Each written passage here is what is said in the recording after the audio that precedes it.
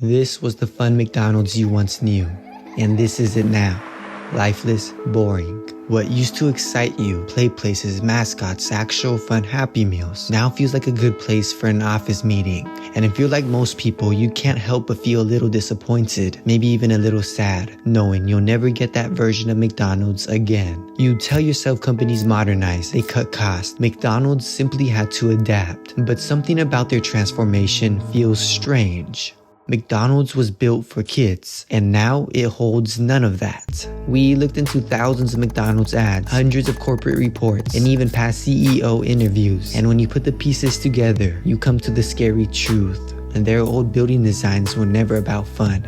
They were about something much worse. So, why did McDonald's really change the way their restaurants look?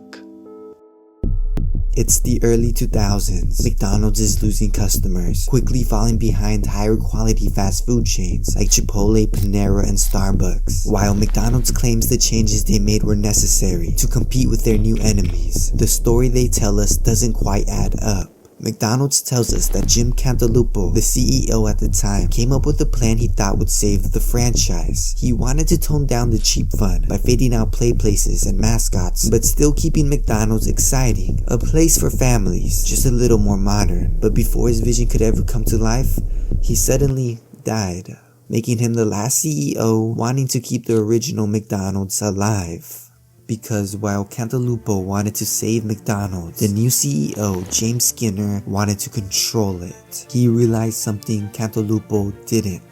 The bright colors, the playgrounds, the smiling faces. It didn't just need to be toned down. He believed it needed to be completely erased. If Chipotle and Panera were winning by making fast food feel nothing like fast food, then McDonald's would do the same. So he stripped away everything that made it feel like a kid's playground and turned it into a casual, almost sophisticated place to eat. But here's where things start to not make sense. McDonald's claims adapting was the reason for their change, but this was far more than just adapting. It was a complete transformation. It didn't feel like anything the McDonald's people once loved, so keeping up with competitors could not have been the real reason. Maybe everything they told us was just a cover-up for something much bigger. A trap they had to keep hidden, or else you wouldn't fall for it anymore. Because you see, McDonald's has a long history of lying, and it all began with their fake promises.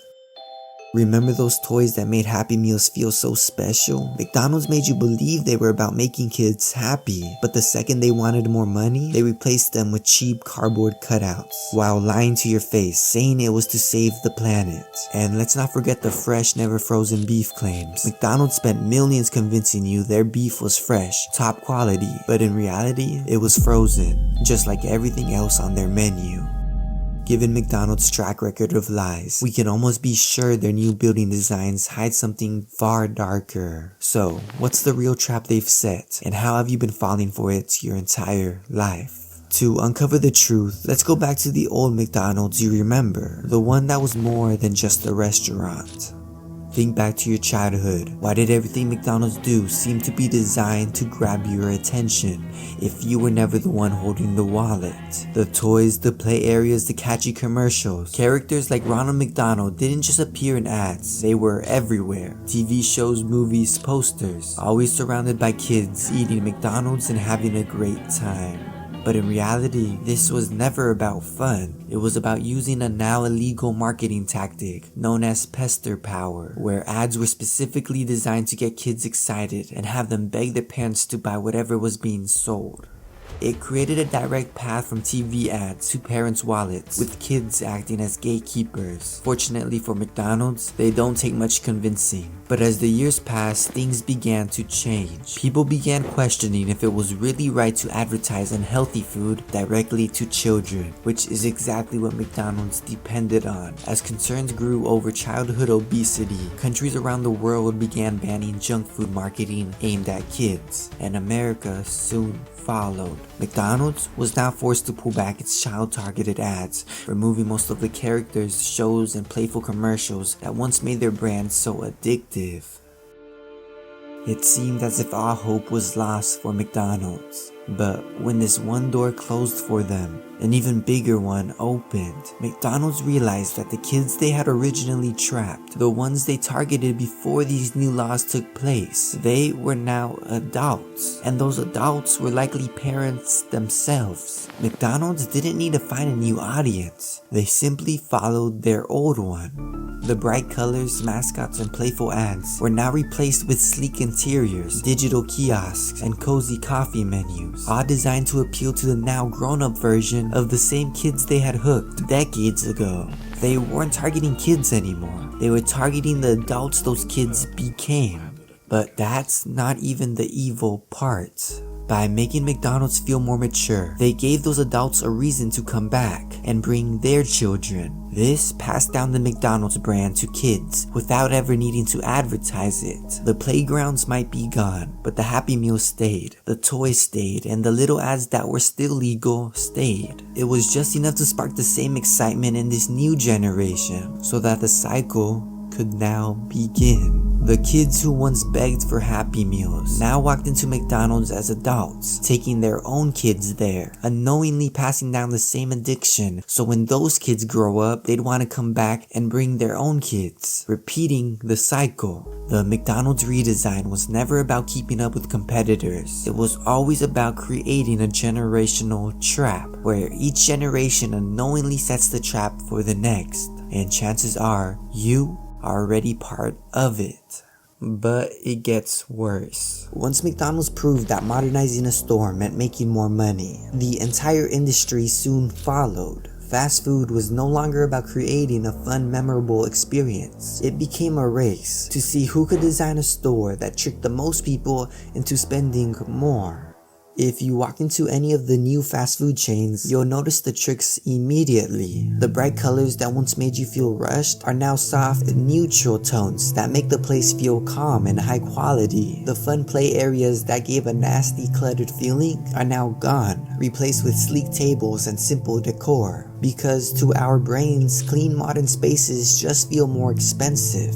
What used to be a one-on-one conversation with a cashier is now just a few taps on a screen, making it easier to spend more time browsing the menu, where you're more likely to add extra items or choose larger sizes. Even the words they use have changed. What used to be supersize your order is now just called a meal. And food is often labeled as handcrafted, fresh, and natural. Words that legally mean nothing. Everything here is just an illusion. The lights, the buildings, the words, they're all meant to trigger a sense of health and quality in our subconscious mind that convinces you you're spending more for something better, even when it's exactly the same. We like to believe we're smarter than these companies, that we can see through their tricks, that we know the difference between something that's worth it and something that isn't. But if that's true, why do you still pay the higher price for a modern cheeseburger? Spend $100 on Nikes over the $15 alternatives, or $200 AirPods instead of the $30 knockoffs. You tell yourself it's about the quality and the performance, but deep down you know the truth. You don't always know when something is actually worth it. And if you're watching this, you're probably in one of two boats. Either McDonald's manipulated you as a kid, or someone unknowingly set the trap for you. Because that's the genius behind what McDonald's did. The old buildings, the toys, the mascots, it was all temporary. For McDonald's, it was never just about the fun. It was always about setting a trap for generations to come. You didn't break the cycle, you just became part of it. But as clever as McDonald's redesign might seem, it doesn't compare to the genius design of bathroom stalls. More specifically, the big gaps between and under them. They seem unnecessary and honestly kind of embarrassing. Could this be more than just a way to save money? And if so, what's the real reason these gaps exist? Click on this next video to find out. This has been a Police production. Thank you.